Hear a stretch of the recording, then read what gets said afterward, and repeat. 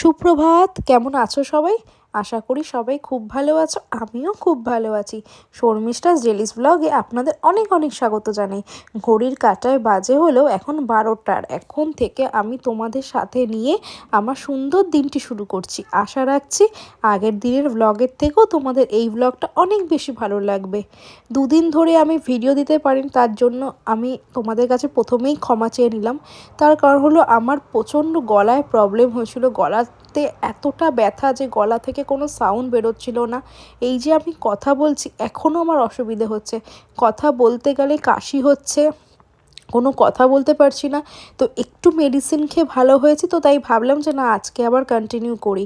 অনেকেই আমাকে কমেন্ট করেছো, অনেকেই আমাকে পার্সোনালি মেসেজ করেছো যে কি ব্যাপার দিদি, তুমি ভ্লগ দিচ্ছ না কেন, কি ব্যাপার রে তুই ভ্লগ দিচ্ছিস না কেন। এই যে তোমরা যে আমার ভিডিওটা দেখার জন্য এত অপেক্ষা করে থাকো, এটাই আমার জীবনের সবথেকে বড় পাওয়া। আর কিছু চাই না।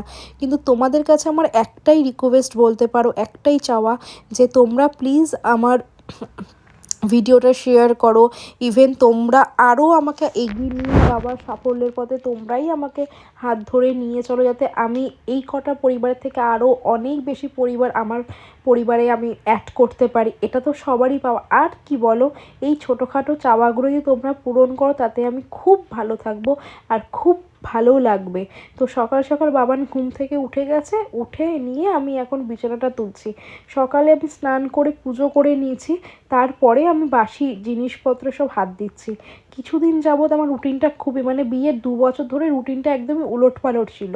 তো এখন থেকে রুটিনটা আমি ঠিক করেছি শুধুমাত্র মায়ের জন্য। মা বললো যে তোমাদের প্রথমেই বলেছিলাম সকালবেলা উঠে মানে স্নানটা করে নে, তাহলে বাদ বাকি কাজগুলো পরে করলেও অসুবিধে হবে না।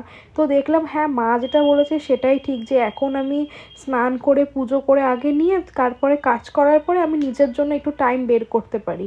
কারণ নিজের জন্য না, সংসারের চাপে না নিজের জন্য টাইম বের করা হয় না।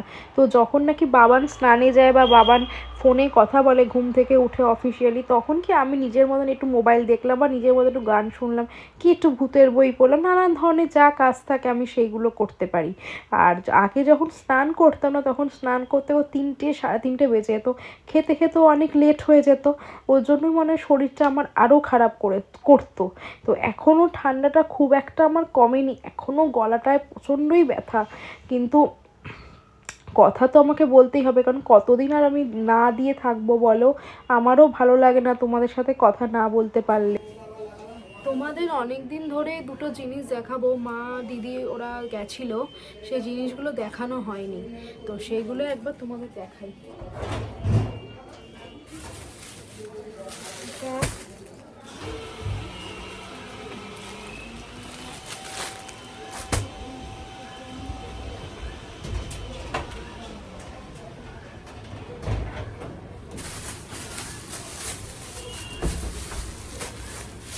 মা দিদি দীঘা গেছিলো, তো দীঘা থেকে তখন আমার জন্য মা এনেছে এই ব্যাগটা।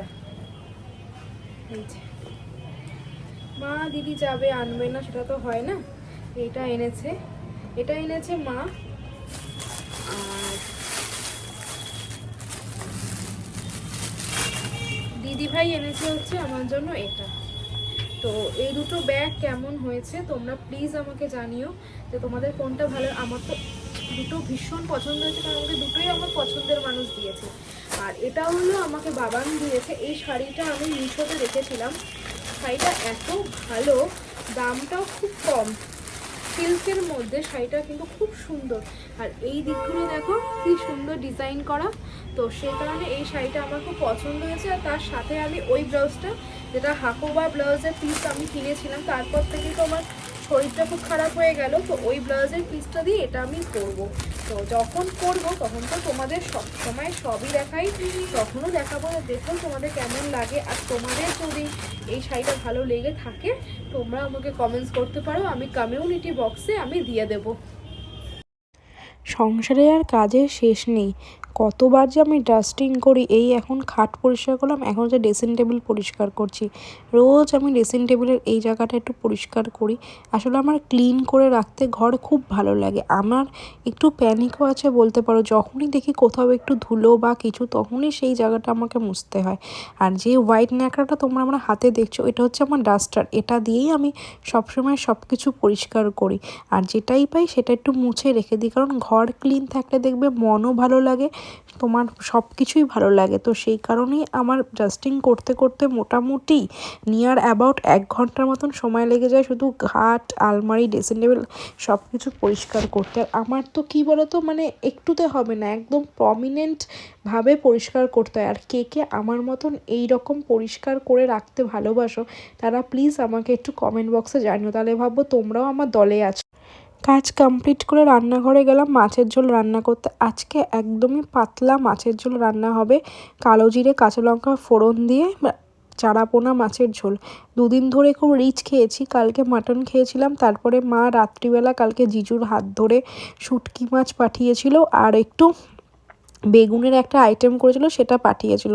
শুটকি মাছটা নিয়ে এসছে হচ্ছে দীঘা থেকে, তাই সেটা মা রান্না করে পাঠিয়েছে। এত ভালো খেতে হয়েছে কি বলবো।